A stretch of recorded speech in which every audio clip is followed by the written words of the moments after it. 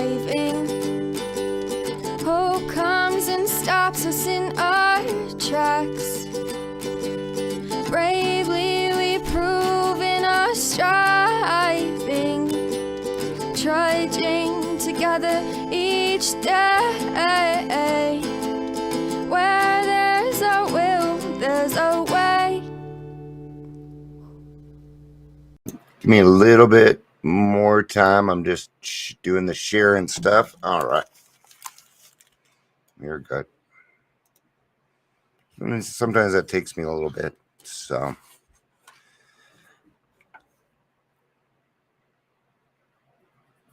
All right. Well, good afternoon. I hope everybody's having a good day. Hey, Kenny. Mr. Maubrey. I know that Facebook is moving a little bit slower than usual. So if you're here, please say hello, whether you're watching the live or the rewatch. La-di-da-di-da. Hey, Gary. Good to see you, dude.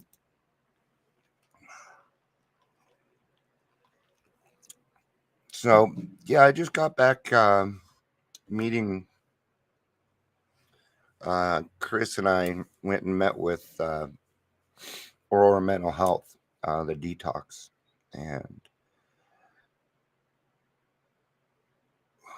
wow, just some neat stuff coming up. They're working on some really cool things, like a location where everything's going to be centered, things like that.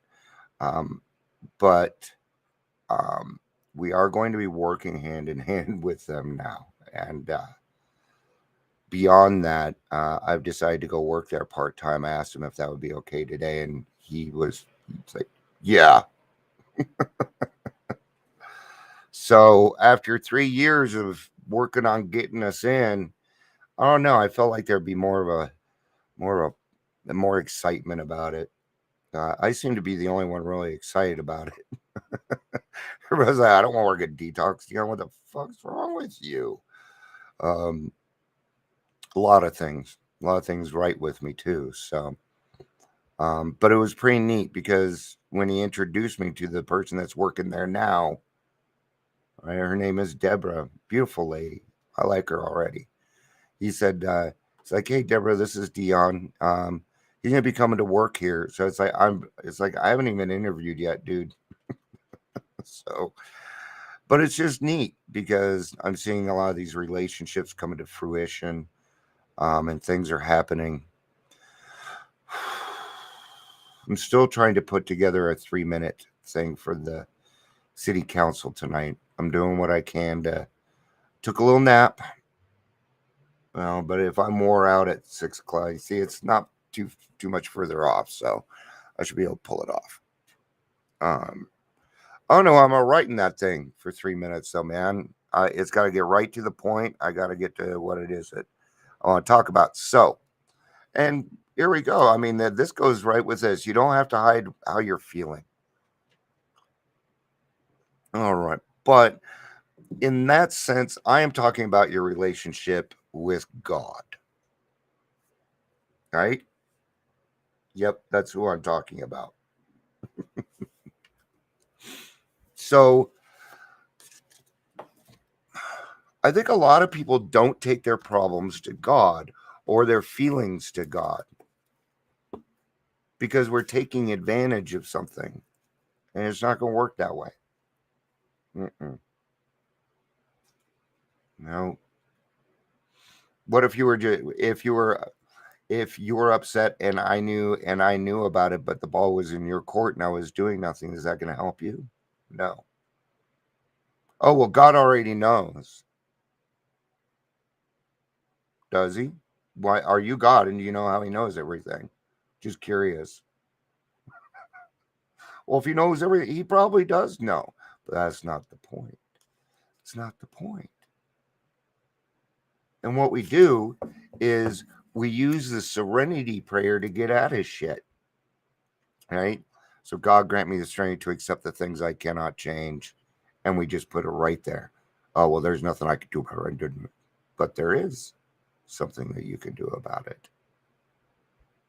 Right? And we fool ourselves. Well, God knows. It's not the point. You got to tell him. You got to ask for his help.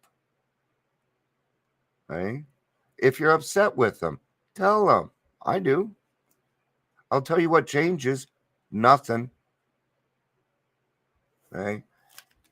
Well, I'm afraid that if I get mad at God and tell him my real feelings, stuff, he won't. No. Mm-mm.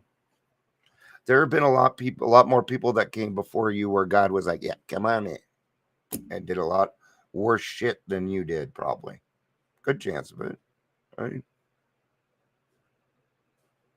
How can he help us if we don't tell him? You guys hear me say this all the time. I'm a little pissed at God. I still do what I'm supposed to be doing, but I'm a little pissed at God at that time. I'll get over it. Now, that does not mean that because I am upset with God that I can go around hurting his children. No. Mm-mm. No. It's just like if my wife and I got into an argument, there isn't gonna be any talk about us leaving each other. It's pretty extreme shit to get into, right? You think God's just gonna up and leave you? No. Would you do that to your child? Then why would he do that to you?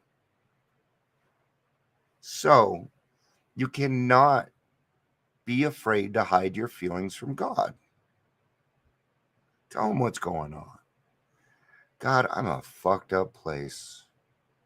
Maybe this isn't a better day. Or maybe you're in a good mood. Ooh, that's just as important, if not more important. I've relapsed more times because I was happy than because of anything else. That was part, and actually that was the hardest part for me. I still have a hard time getting excited because I don't know what to do with myself. Yeah. You'll hear me say, God, I'm a little too excited. You got to kind of calm me down a little bit here, so that I can see the forest for the trees.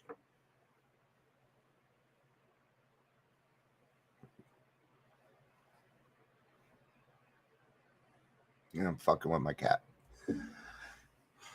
I thought I was gonna have more to say on that. So I was in. It's neat how it works because I chaired a meeting on the 16th, um, and it was on emotional sobriety. I didn't know how the group would take it, but I kept it within, the keeping it within the realm of their rules. And I wasn't able to get there last week. I went today, and the meeting was on emotional sobriety. I guess they've had a couple of emotional sobriety meetings, and it makes me happy because I want to see the group grow too. That's why it makes me happy. Um, I can't take credit for it. I'm not the one that wrote it. I can say, yeah, I work on it, and that's what I do. And a lot of people sat there and said, I don't know what emotional sobriety is.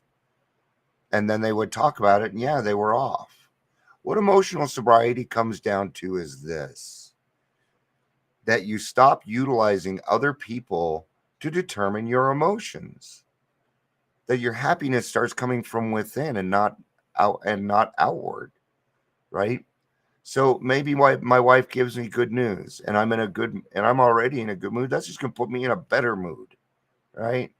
Just like money doesn't make me happy, but it sure makes me happier, you know. All right, Kiki. You agree, huh? Should I can buy you all sorts of stuff? Yes. Where's the other place where we try and hide our emotions? So what happens when we don't talk to God on that basis? Well, you're going to stuff your feelings. And guess what that's going to turn into? Anger. It's going to turn into anger, man. Especially if you're male. It's going to turn into anger. It's the first thing I do. If I don't start my day off with a conversation with God, my day usually goes to shit until you do that prayer, huh? The reason that doesn't get brought up, or when I don't talk to God, I tend to relapse quicker too. Yeah, absolutely, Kenny. stepping away from the sunlight of the spirit. And you can feel it too, man. You don't feel like yourself, huh? You feel like something's wrong, something's off. Oh, but we're ignoring our feelings, so we stuff that. And then what happens? Exactly what Kenny's saying. So maybe somebody hurts my feelings. I'm gonna use a really good example. I was 4 or 5 months sober, and I was cleaning the house, and I came across one of Shannon's full Tuaca bottles. She drank Tuaca. I didn't hide my alcohol. My wife hid her alcohol from me. I didn't hide it. There was no reason to hide it because it was going to be gone. Period. So, and I dumped it and threw it away. I was proud of myself. Yay. Right. And then my daughter in law comes home, sees the empty bottle in the trash can, and books it. And I could feel when she walked out. I'm like, oh my gosh, what's going on? I get a phone call from Shannon a couple minutes later. She had gone down to my wife's work, and she said, hey, Dion, I hate to ask you this, but have you been drinking? Of course, I got to say no. Right? And what she said was, please don't get mad or take offense to it. And I didn't, because this was my thought process. She did the right thing. The way I saw it, she thought I had relapsed, because how many times did that happen before? Yeah. So I couldn't blame her. Now, if somebody saw an empty booze bottle at the top of the trash, I'd be the last person everybody would think of. because of what I do and who I am, right? So, and we talked about it. Turns out, I'm like, yeah, it hurts, but it is what it is. You didn't do anything wrong. What's another way that we'd want to, somebody hurts our feelings and we want to stuff it down. We don't talk about it. Well, Dion, I want to talk about it in a group. What about your sponsor? Talking to your sponsor about this stuff? If not, get a therapist. Find the right arena for what it is that you want to do. Right? But there is no reason for you to be stuffing your feelings down. There is no reason for it. Something bad can happen to you today, and you can have a good day. That's up to you. You can start your day over whenever you want. All right? Hey, Chris, good to see you.